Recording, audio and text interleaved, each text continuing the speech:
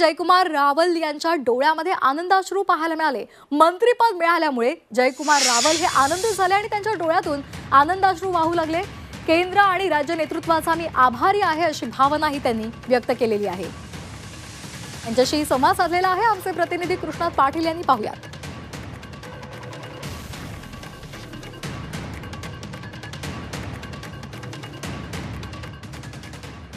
भाजपचे धुळ्याचे आमदार जयकुमार रावळ यांना फोन आलेला आहे। ते आज मंत्रिपदाची शपथ घेत आहेत।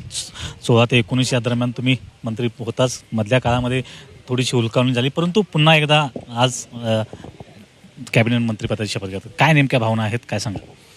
नाही, खरं तर मोठा आनंद झाला आहे की पक्षाने मला ही संधी दिली। पक्षाच्या नेतृत्वाचं मी मनापासून, आमच्या राज्याचं, आमच्या केंद्राचं नेतृत्वाचं मी मनापासून आभार व्यक्त करतो सर्वात प्रथम।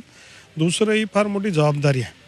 शेवटी हे पद जे आहेत हे जबाबदारीचे पद आहेत। या राज्याची, या देशाची सेवा करण्याची संधी मिळाली आणि त्या संधीचं यथा उपयोग करून सामान्य लोकांना न्याय कसा देता येईल हाच प्रयत्न आपल्या मनामध्ये, आमच्या मनामध्ये, आणि त्याची जबाबदारी आता तर ते सगळ्या गोष्टी घडायच्या आहेत। भाऊक झालेला आहात, आनंदाश्रू देखील येत आहे डोळ्यात, काय नेमकं?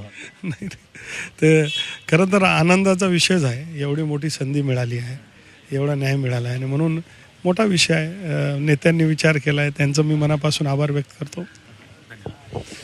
व्हिडिओ प्रकाश चव्हाणसह कृष्णात पाटील, झी मीडिया, मुंबई।